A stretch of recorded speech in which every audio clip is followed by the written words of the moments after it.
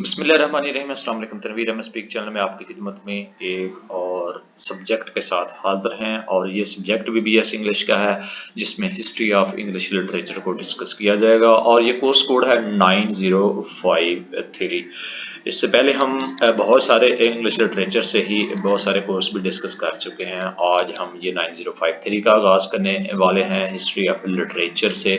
Context में ये तमाम का तमाम सब्जेक्ट होगा और ये आपका इंट्रोडक्शन है। इसको आप इटसेल्फ देखिए, ऑब्जेक्टिव है इसको तैयार करने के कि आप इंग्लिश लिटरेचर की हिस्ट्री के बारे में आप जान जाएंगे। तो फर्स्ट यूनिट आपका ओल्ड इंग्लिश लिटरेचर को हम आज के इस लेक्चर में डिस्कस करेंगे। इससे पहले लेक्चर्स का बाकायदा आगाज करें, आपसे गुजारिश है चैनल को सब्सक्राइब करने के साथ साथ बेल आइकन को लाजमी क्लिक करें ताकि आने वाले दिनों में जो भी वीडियो यहाँ पे अपलोड होंगी उनका इंटीमेशन आपको मिल सके और आप उससे मुस्तफीद हो सकें। इसके साथ साथ आपके रिलेटिव्स में आपके छोटे बहन भाई वो मैट्रिक के स्टूडेंट हैं तो उनके भी जो PTB सिलेबस है यानी कि मैट्रिक के स्टूडेंट का वो भी रिकॉर्ड करके हम अपलोड कर चुके हैं तो वो भी मुस्तफीद हो सकते हैं और बारी भरकम जो फीस आप अदा करते हैं उनसे छुटकारा हासिल कर सकते हैं। बढ़ते हैं आज के लेक्चर की तरफ जो कि यूनिट 1 है, ओल्ड इंग्लिश लिटरेचर है। और ओल्ड इंग्लिश लिटरेचर जो भी जिस भी इरा में जिस भी ड्यूरेशन में दौर में हुआ है उसमें ये तमाम की तमाम चीजें होंगे। ओवरव्यू ऑब्जेक्टिव इसमें एज यूजुअल होंगे।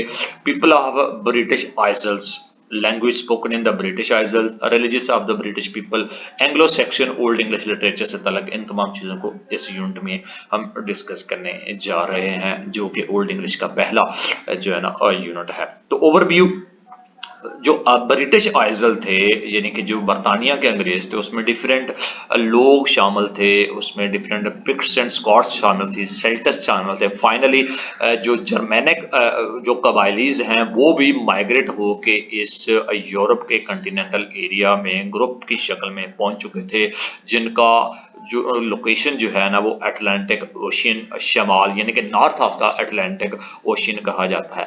रोमन जो है जब वहां पे ब्रिटिश आइजल की पहली सेंचुरी में सी में कॉमन इरा यानी कि क्रिश्चियन इरा जो है जब वो पहुंचे, जब क्रिश्चियनिटी का इरा था एरिया था वहां पे रूल था, उनकी हुक्मरानी थी और वो 15वीं सदी में जो है ना वो क्रिश्चियनिटी जब स्टार्ट हुई थी, जब यूरोप में फैल रही थी तो ब्रिटिश आइजल जो है ना वो उस वक्त पहुंचे थे और वो 16वीं सेंचुरी का उस वक्त आगाज होने पर था।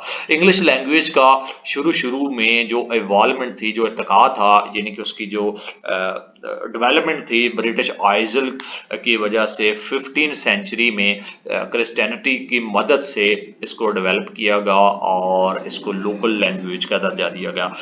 जो क्रिश्चियन प्रीचर थे यानी कि जो तबलीग करने वाले थे जो ईसाई मजहब के, वो इंग्लिश लैंग्वेज के जरिए अपने मैसेज को लोकल पॉपुलेशन को पहुंचाना शुरू कर दिया और इंग्लिश लैंग्वेज को जो है ना वो आगाज हुआ उसके डेवलपमेंट का और उसकी लिटरेचर जो है ना प्रोड्यूस होना शुरू हो गए। इनिशियली तौर पर औरली जो चीज़ें थी आहिस्ता आहिस्ता जो है ना उनकी प्रिजर्व में इजाफा होता गया यानी कि रिटन फॉर्म में वो आना शुरू हो गए और ओल्ड इंग्लिश लिटरेचर था जो मजहबी और सेकुलर था उसमें तमाम की कई forms of poetry, prose, secular poetry, old English includes epic poem, जो बड़ी बड़ी एनिमस पोएट और तमाम के तमाम ये लोग उसमें शामिल थे।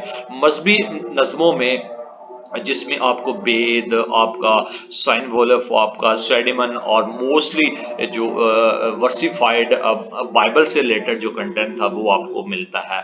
प्रोज जिसमें ओल्ड इंग्लिश में काम किया गया उसमें ट्रांसलेशन करके कई लतीनी अल्फाज भी उसमें शामिल है जिसमें किंग एल्फ्रेड और सरमन्स ने इन तमाम चीज़ों को राइट डाउन किया था और टू प्राइस्ट ऑफ अल्फ्रिक एंड वुल्स्टन की उन्होंने जिसमें तजदीद की थी। तो ये आपका ओवरव्यू है इससे जो है ना यूनिट का ऑब्जेक्टिव है कि इसको पढ़ने के बाद, इसको गो थ्रू होने के बाद आप वहाँ पे जो ब्रिटिश आइजल्स के लोग थे 5 to 11 सेंचुरी में उनके बारे में आप नॉलेज हासिल करेंगे।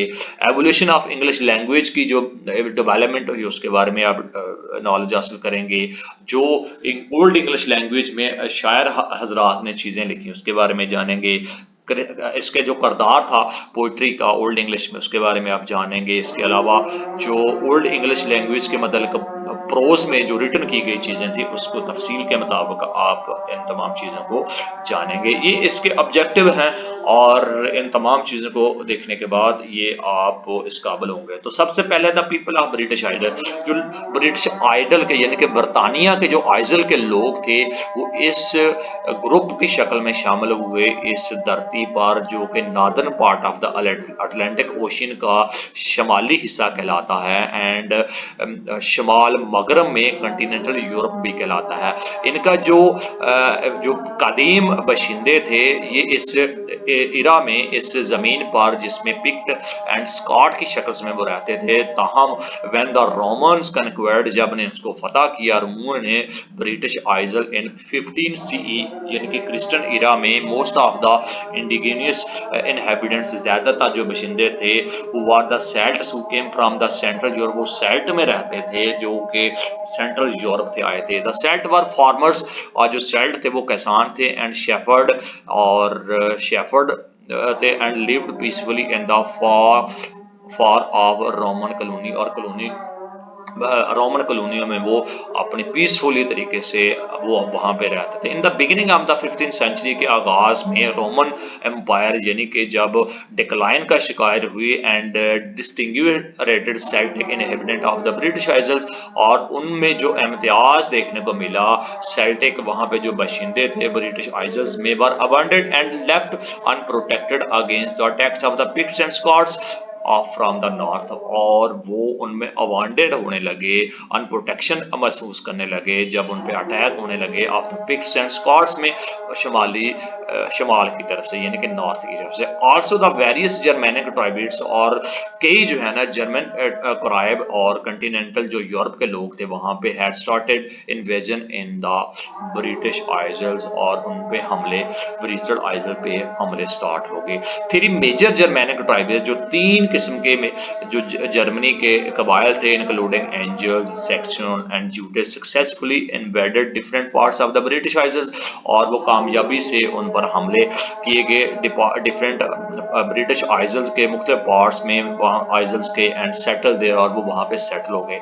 बाय द 16th सेंचुरी, 16वीं सदी के आगाज में, the British Celts whom the new invaders called Welsh, उन पर नए हमले शुरू हो गए जिनको वेल्श का नाम देना शुरू कर दिया, विच मीन्स स्ट्रेंजर, मतलब इसका कि अजनबी लोग उनका मतलब बनता है। Were pushed towards the western parts of the British Isle, जो उनको धकेलना शुरू कर दिया मगरबी पार्ट्स के ब्रिटिश आइजल की तरफ। So the people who lived in British Aizawl, वो लोग जो ब्रिटिश आइजल में रहते थे 16th सेंचुरी में, जो कि पिक्ट एंड स्कॉट सेल्टस की शक्ल में एंड एंजुल सैक्सन ग्रुप की शक्ल में थे। Anglo Saxon were Germanic people, और वो जर्मनी से उनके साथ ताल्लुक था, who belong to the low lying shore of the northern sea, और जिनका जो ताल्लुक था नॉर्दर्न समंदर के शिमाल मशरक एंड द बेल्टिक एरिया के साथ था। इन द नेटिव लैंड, उनकी जो आबाई जमीनें थी, देवर हंटर्स, वहां पे वो शिकारी थे, किसान थे, but also seamen they wanted to cross the western sea and settled in the foreign land, और वो अपने समंदर के एरियाज को क्रॉस करके वो फॉरेन लैंड में वो दाखिल होकर वहां पे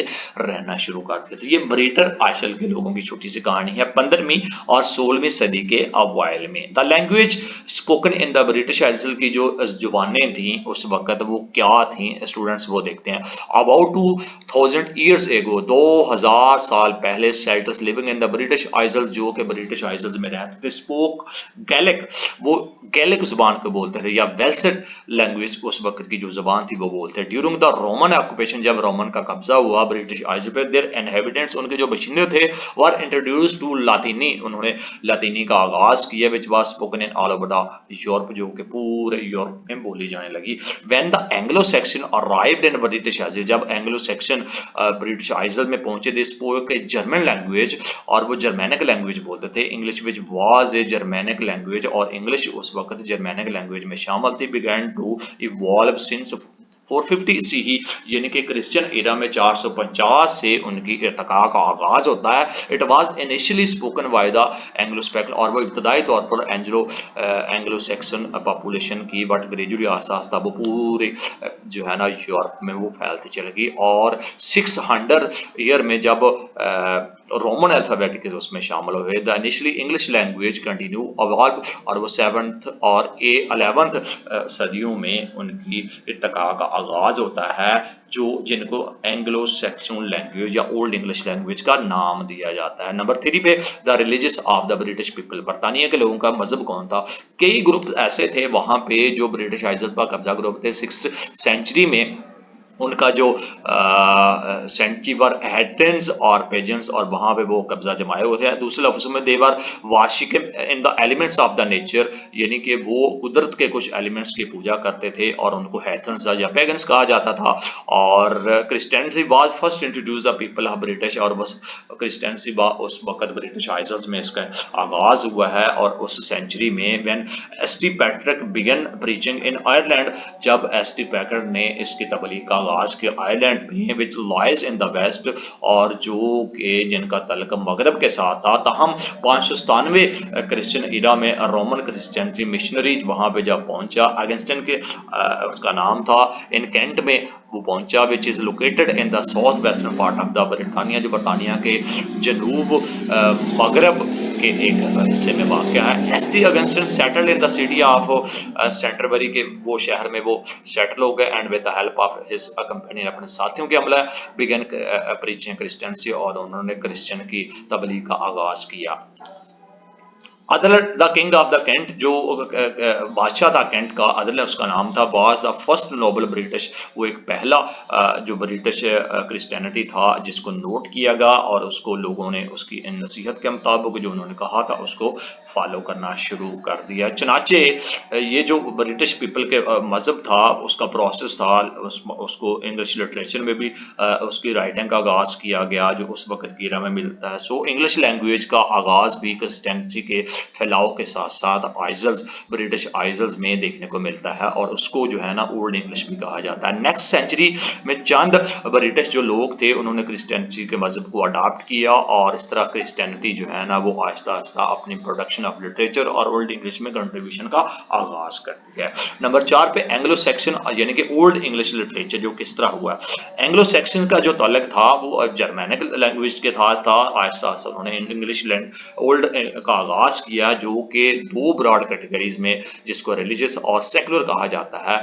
और ओनली जो उस वक्त लिटरेचर था वहाँ के लोग थे ब्रिटिश आइजल में 7th और 11th सेंचुरी के जो बाद में उनको उनको जो है ना एस्कुलर क्लास और जिनके क्लैरिक्स सर्व द क्रिश्चियनिटी, जो क्रिश्चियनिटी के चर्च में लोगों की सर्विस करते थे, खिदमत करते थे डिफरेंट कैपेसिटीज़ में, उनको उनका नाम दिया जाने लगा। और उसका जो उनको उस वक्त के अवाइल में उस मज़हब में लिटरेचर को लिखना जाने लगा 11th और 7th सेंचुरी के बिटवीन, तो उनको जो है ना वो उनको ओल्ड इंग्लिश का दर्जा देने लगा मजहबी कंटेक्स्ट में। और उसमें ओल्ड इंग्लिश में पोइट्री थी और रिलीजियस चीज़ें थी, जिसमें सेकुलर चीज़ें थी और रिलीजियस चीज़ें थी, और उसमें प्रोज भी शामिल थी, और रिलीजियस मतलब उसमें डेडिकेटेड प्रपोजेज, उनमें मुख्तलिफ चीज़ों की मजहबी सकाफत को उसमें जो है ना वो कन्वर्ट किया जाता था। इसके साथ साथ ओल्ड इंग्लिश पोइट्री यानी कि तमाम जो पोएम थी वो कई ऐसे शायर हजरात ने ओल्ड इंग्लिश में जो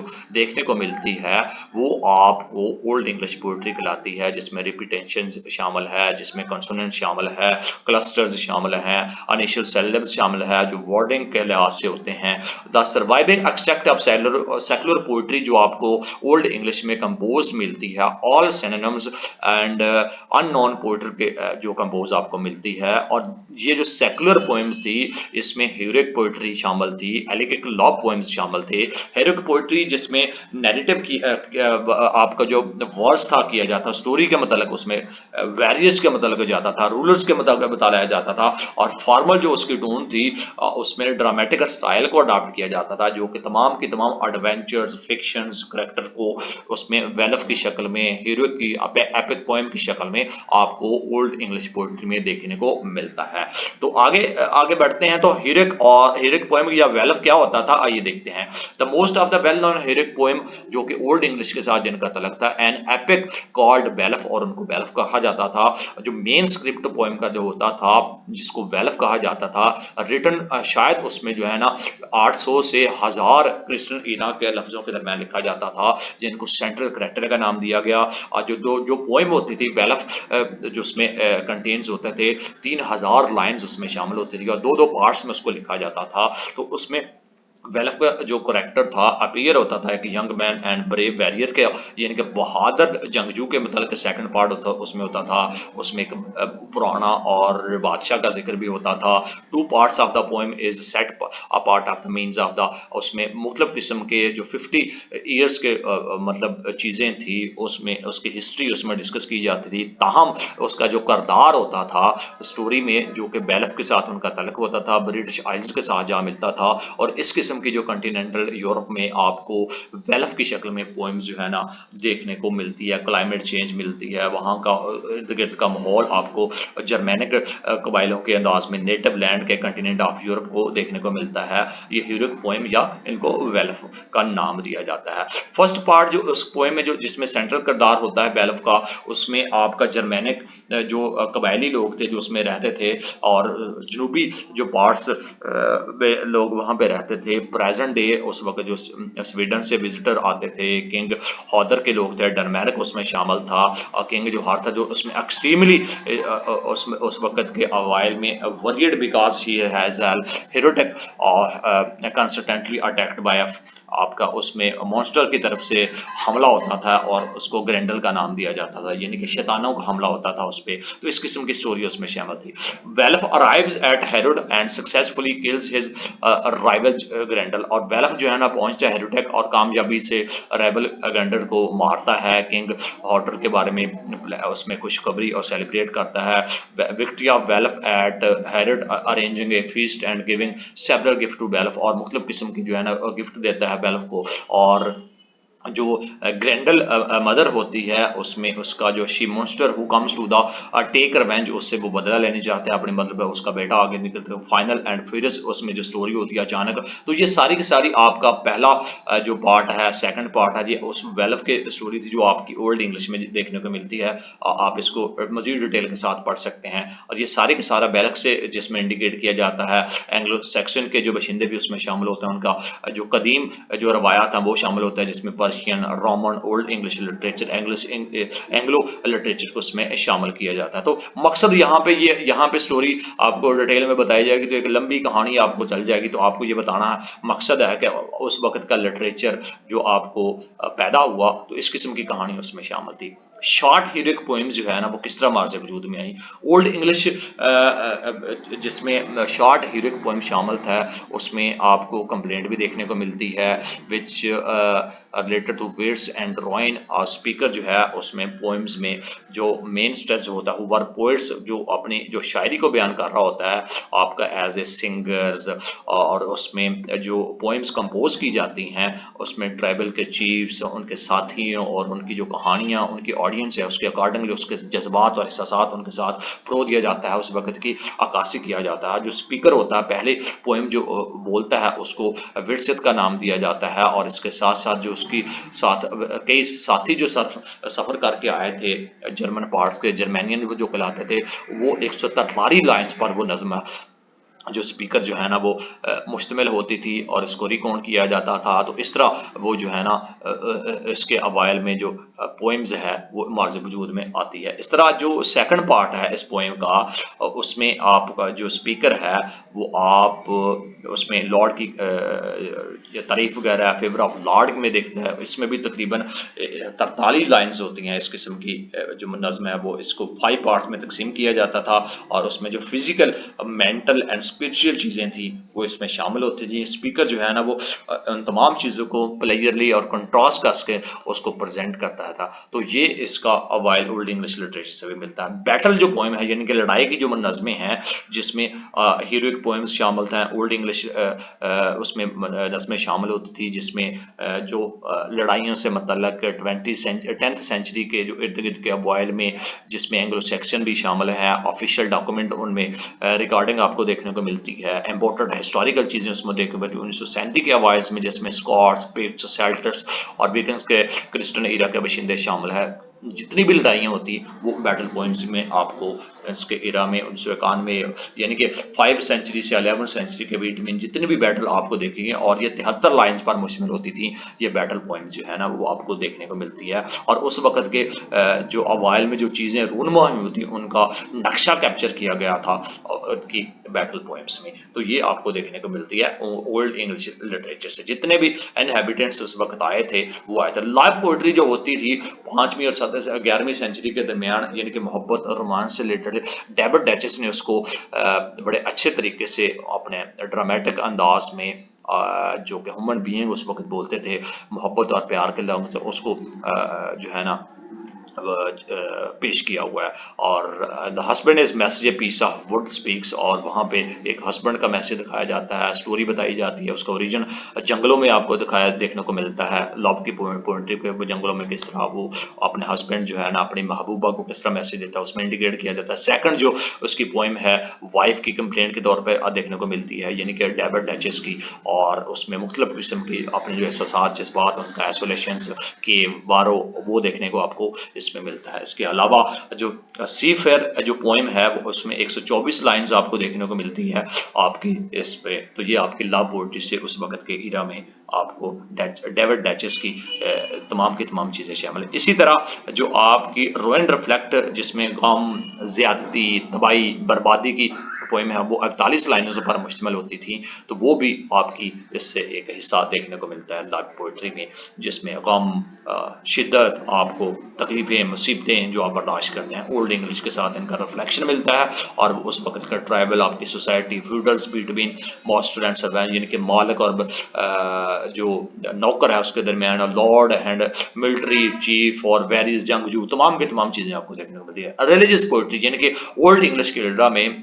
जो माइकल अलेक्जेंडर है उसने बेद शामिल की, सेंटमेंट शामिल की, सैंड वेल्फ शामिल की या मेजर उस वक्त के जो मज़ाहब शामिल थे उस वक्त के शायर को उन ओल्ड इंग्लिश लेटर मिलता है। मज़ीद जो है ना इसमें मज़हब से रिलेटेड जो एनोमस चीज़ें देखने को मिलती हैं ओल्ड इंग्लिश से ही देखने को मिलती हैं। 673 तो 735 का जो एरिया है इस वक्त के जो जो मनाजिब उसमें शामिल थे ब्रिटिश हिस्ट्री के आप 55 BC के इर्द गिर्द में जिसमें डचेस की जो नज़में भी शामिल है, मोहब्बत से रिलेटेड जंगजू चीज़ें भी शामिल है, मजहबी जो अकायद थे वो भी इसमें शामिल है, उसमें लतीनी वर्क्स जो है वो भी देखने को मिलता है। तो ये भी आपको उस वक्त के ओल्ड इंग्लिश लिटरेचर से इस वक्त के अवाइल में आपको देखने को मिलता है।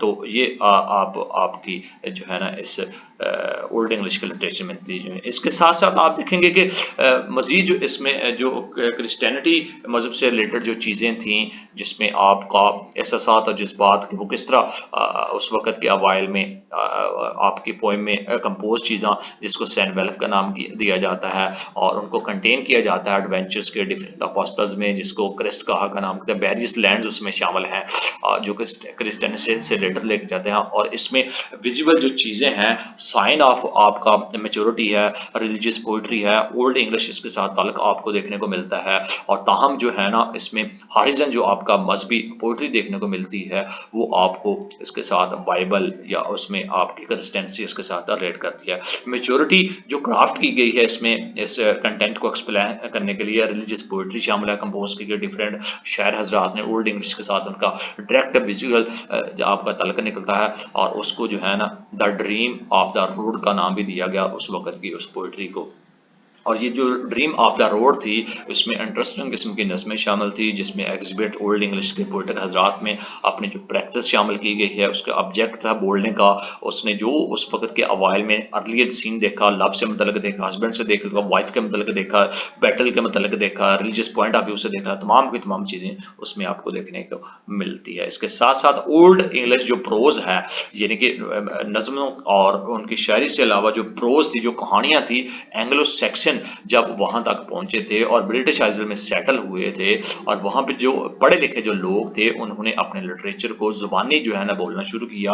और सिंस उसमें वर्स शामिल थी, उसमें इजीली जो चीज़ें प्रिजर्व की जाती थी, वो पोइट्री की शक्ल में या रिटन फॉर्म की शक्ल में जो मोस्ट पॉपुलर लोग थे, ओल्डेस्ट जनरेशन थी ओल्ड इंग्लिश लिटरेचर में, जब उन्होंने लिखना की शुरू किया तो वो ओल्ड इंग्लिश प्रोज कहलाने लगी। हाउ अवर जो प्रोज थी उस वक्त को, जो रिटर्न रिकॉर्ड देखने को मिलता है, वो जिसमें इंट्रोडक्शन मिलता है ओल्ड इंग्लिश के, जो बाद में आपको देखने को मिला या उसकी तारीख मिली, वो ओल्ड इंग्लिश में देखने को मिलता है। So the poetry in old English dates backs to 7th century में जाके मिलती है, जो वहाँ के उस वक्त पोइट्री देखने को मिलती है, जिसमें 19th सेंचुरी के लोग थे, उसके इरा के लोग वाकयात आपको मिलते हैं। और इनका सारे का सारा king Alfred Wessex and to स्लैरिक एल्फ्रिक एंड बुरसेक जो इरा है, यानी कि उस वक्त का जो ड्यूरेशन है, उसमें आपको कहानियां और वाकयात मिलती हैं। और किंग एल्फ्रेड जो जिसमें एक्सीड किया जाता है, माना जाता है 871 क्रिस्टियनिटी इरा को 886 के दरमियान the king of Anglo Saxon,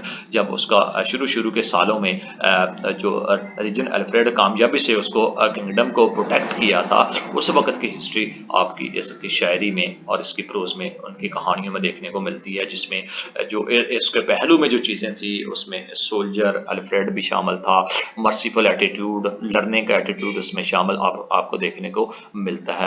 अब 33 जो उसमें जो चीज़ें थी, किंगडम ने उस वक्त की जो स्ट्रॉन्ग डिफेंस के अगेंस्ट, जिसमें फॉरेन अटैकर्स के मतलब में जो आपकी जंग है उस वक्त के एरिया में हुई थी, जो डिफेंस किया गया था, उसके वो भी आपकी कहानी में यानी कि प्रोज में देखने को मिलती है। अल्फ्रेड लर्न लैटिनी लैंग्वेज को उसने सीखा था, जो बादशाह था 35 ईयर ओल्ड, जिनके 35 साल की उसकी उम्र थी, उसने जो है ना कुछ जो मफीद किताबें थी उनका लतीनी ज़बान की उसको इंग्लिश में तर्जमा किया, और उसमें जो लोगों को इनकरेज किया कि वे इनको सीखेंगे, और सीखने के बाद उनकी बुक्स ही उस वक्त की रहा कि उसको इंग्लिश में तर्जमा किया, जो लिटरेचर बाद में ओल्ड इंग्लिश के साथ रिलेट उसको किया गया, और उसका ज़्यादातर तर्जमा, उसको ट्रांसलेशन जो की उसने अल्फ्रेड के इरा में देखने को मिलती है, यानी कि जो उस वक्त का बादशाह था। एनदर ग्रेट कंट्रीब्यूशन जो अल्फ्रेड की थी, उसने इंट्रोडक्शन करवाया एंग्लो सेक्शन जो लोग थे, उनका मतलब था कि जो भी चीज़ें हिस्टोरिकल थी उनको रिकॉर्ड किया जाए, और किंगडम था, बादशाह था उस वक्त, उसमें तमाम जो एंग्लो सेक्शन का ए टू जी 1154 के एरिया में जो ब्रिटिश आइजल था, एंग्लो सेक्शन के लोग थे, जो volume of the historical document था उसको रिकॉर्ड किया, उसको मेंटेन किया। 60 BC वो उस वक्त का एरिया कहलाता है, जिसको लिटरेचर वर्क का नाम दिया जाता है। इंग्लिश का प्रोड्यूस उस वक्त होएगी, उस वक्त उनकी इन्वॉल्वमेंट शुरू हुई। इसके अलावा एक और जो ओल्ड इंग्लिश की जो अहमियत आपको देखने को मिलती है, अगर आप हिस्ट्री उठा के देखें, तो 11वीं सेंचुरी के बाद में जो वहाँ पे लोग रहते थे, 10th और early part of the 11th century, he belong to the Winchester where he was educated, वो पढ़े लिखे लोग थे, एंड सेंट टू डोरसेट, और उनको डोरसेट की तरफ भेजा गया था। He was scholar and he wanted to preach in the teaching of Christianity, वो एक आलम लोग थे, स्कॉलर्स थे, और वो क्रिश्चियनिटी को तबलीग करना चाहते थे, जिसमें to his fellow country man, और उनके साथ ही उनकी जो अपनी लैंग्वेज में वो लोग शामिल थे। अल्फ्रेड कैथोलिक से उनका होमली से उनका ताल्लुक था। कलेक्शन ऑफ जो प्रोज है, राइटरी है, पोइट्री है, उसको देखने को मिलता है, लिखा हुआ देखने को मिलता है, और उनकी जो क्रिश्चियनिटी के अवाइल में जो उनके मजहबी खदमात हैं वो भी देखने को मिलती है, जो उस वक्त के स्कॉलर्स, मजहबी स्कॉलर्स थे, एजुकेटेड लोग थे, वो उन्होंने जो लिखा था क्रिश्चियनिटी के अगेंस्ट में, जो मजहबी स्कॉलर थे, क्रिश्चियन सेंट्स थे, अब वो आलम जो लोग थे उस वक्त की सदी के, वो चीज़ें देखने को मिलती हैं वहाँ पे। तो स्टूडेंट ये ओल्ड इंग्लिश से रिलेटेड है तमाम का तमाम। इसके अलावा अल-फ़ाराक ने जो मजहबी जो काम था इंग्लिश लैंग्वेज में, उनकी 3 बुक्स को मदद से इंग्लिश स्टूडेंट को उनका इरादा बनाया ताकि वो लर्न जो है ना वो लतीनी को सीखें और उनकी जो ख्यालात हैं, जज्बात हैं, एहसासात हैं, उनको ग्रामेटिकल तौर पे समझते हुए उनको कंटेन करें इंग्लिश लैंग्वेज में और बाद में उनको तर्जुमा किया गया। इसके अलावा बुल्स्तान जो कि उसकी एक अहमियत देखी जाती है अर्ली 11th सेंचुरी में, और उन्होंने bishop and archbishop is writing in लतीनी, उन्होंने लतीनी में लिखा। ओल्ड इंग्लिश उनका उस वक्त का मजहब था उसको लीगलाइज किया। इवन उसके जो फिलासफिकल जो कुदरती नेचर चीज़ें थी उनको राइट डाउन किया। उनकी जो कंट्रीब्यूशन है उसकी अहमियत की हामिल है। और ओल्ड इंग्लिश में उसकी जो 5 इंग्लिश होमिलिजी उसमें शामिल है जो कि प्रोज की शक्ल में आपको देखने को मिलती है। ओल्ड इंग्लिश लिटरेचर से उसका तल्लक है। ताहम बाद में आने वाली सेंचुरीज में, सदियों में इंग्लिश लैंग्वेज जो है ना वो इर्तिकाई मराकज़ की तरफ हो, जिसको मिडल इंग्लिश का जनरेशन का दौर किया जाता है और उसको तरक्की कही जाती है side by side with poetry का आगाज देखने को आपको मिलता है। तो ये था आपका यूनिट 1 जिसको हमने आपके मुख्तलिफ चीज़ें डिस्कस की और वो चीज़ें समरी पॉइंट की शक्ल में है कि ब्रिटिश आइजल के दौर में जो कंटिनेंटल यूरोप का और अटलांटिक ओशन के लोग वहाँ पे आए थे, उन्होंने इंग्लिश लैंग्वेज में क्या अदा किया और वहाँ पे जो बशिंदे थे, कदीम बशिंदे थे, उस जिसमें स्कॉट्स, पिक्टस, सेल्टिक्स शामिल थे, उसके बारे में आपने जाना। रोमन्स और उनके जो हुक्मरान थे वहाँ पे 5th सेंचुरी में, और उनका डिपार्चर और उनका जर्मनी जो कबाइल था उनका आना, उनकी लड़ाइयाँ, उनकी जगह बारे में आपने जाना। एस.टी.